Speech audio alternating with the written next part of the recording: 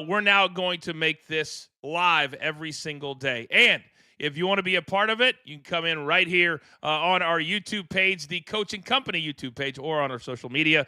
And if you want your voice to be heard or your opinion to be heard, you can do that through a super sticker as well. So now the podcast works. We take a little bit of a deeper dive. Some days I have guests with me. Some days it's just myself. We hit on 2 or 3 big topics and go a little deeper than what we have time for in the morning show. So we want everybody to come, and we're going to try this. If it works, then we will continue to do it. Some housekeeping before we get to topic number 1. We've got a big giveaway that we are starting today. The link is all over the page at our socials. Deemer Box, they've been a great partner for the last couple of months. They have made us a BTT Studios Deemer Box. This is the most hardcore Bluetooth speaker on the market today. My man, who am I thinking of? The country singer. Oh, my God. Zach Brown. My God. Zach Brown, a co-owner in this.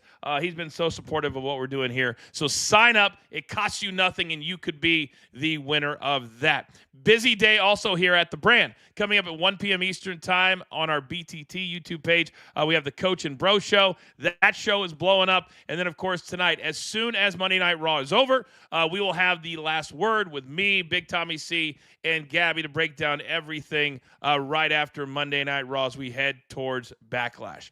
All right, so I see several of you in the chat already. Welcome. Let's get into topic number 1, and that, of course, is the NBA. And the NBA tonight has 2 game 1s coming off a weekend where you had some really surprising outcomes in my mind. I got to give a shout out to Steph Curry. Last night, the Warriors go on the road in Game 7. They had lost 2 games in a row, and they get the job done. Buddy Hield, 22 points at halftime. He had over 30 for the game. And the Rockets, who were the 2 seed, they gone. The Lakers, who are the 3 seed, they gone. So now you have Oklahoma City taking on Denver, and then you have the Warriors taking on the Minnesota Timberwolves. That's your Western Conference.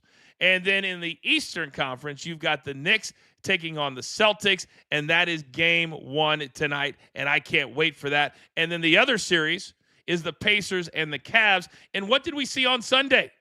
We saw a Pacers team that took advantage of the fact that Garland is out for the Cavs. They sped the game up. Tyrese Halliburton is an absolute beast, and they beat the Cavs on their home floor. So if you're looking for a betting number on the Cavs, now would be the time. However, I'd be very, very hesitant. Very hesitant. Because the Pacers have been one of the hottest teams in the NBA since March 1st. And they showed it again yesterday. And they showed it in their first round series. This team is no joke. Are they good enough to beat the Cavs in 7? I don't know. Are they good enough to beat the Celtics in the Eastern Conference Finals? I don't know. But I'd be very hesitant betting against the Pacers right now. They're playing with a ton of confidence. So the Clippers and the Lakers are out. And I live out here in California. I'm about 50 miles from downtown Los Angeles. And when you have 2 teams that came into the playoffs with high hopes and now they're gone, that makes for very, very bad local news. All of the coverage is negative, and it should be. The Lakers shocked the world, had the biggest trade we've seen in years and years and years, and now who's laughing the loudest? The Dallas Mavericks are. Because everything that came out of Dallas about Luka proved to be true. They knew he was great offensively and can score north of 35 anytime he wants. However, they also know that he is out of shape, doesn't play defense, and would rather bitch to the refs than get back and try to prevent the other team from scoring. So now last night, I don't know if you guys saw this, but there was video of Luka having a dinner out with J.J. Redick, head coach of the Lakers, and also Rob Pelinka, the GM of the Lakers. No LeBron James in sight. What does that mean? Well, it means either LeBron is already on his vacation, which I believe that he is, but it also shows me that the Lakers are doing what they know needs to be done. Luka is, 26, 27, something like that, maybe even 25. Regardless, he's in his mid-20s. He's the guy that they've got to build this whole thing around, not the 40-year-old LeBron James.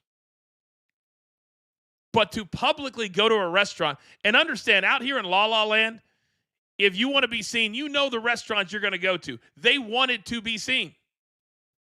Did they want to send a message to LeBron James, who I believe is on a player option? He controls his situation, which is north of $52 million a year.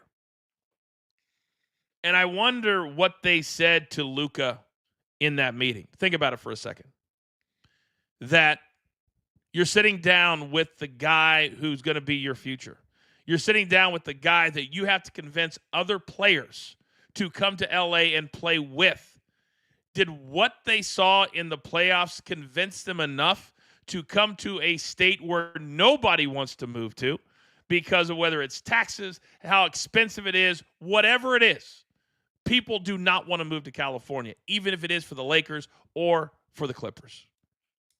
So it begs to be seen, but of course we'll keep our eyes on that over the course of the next couple of months and on LeBron James.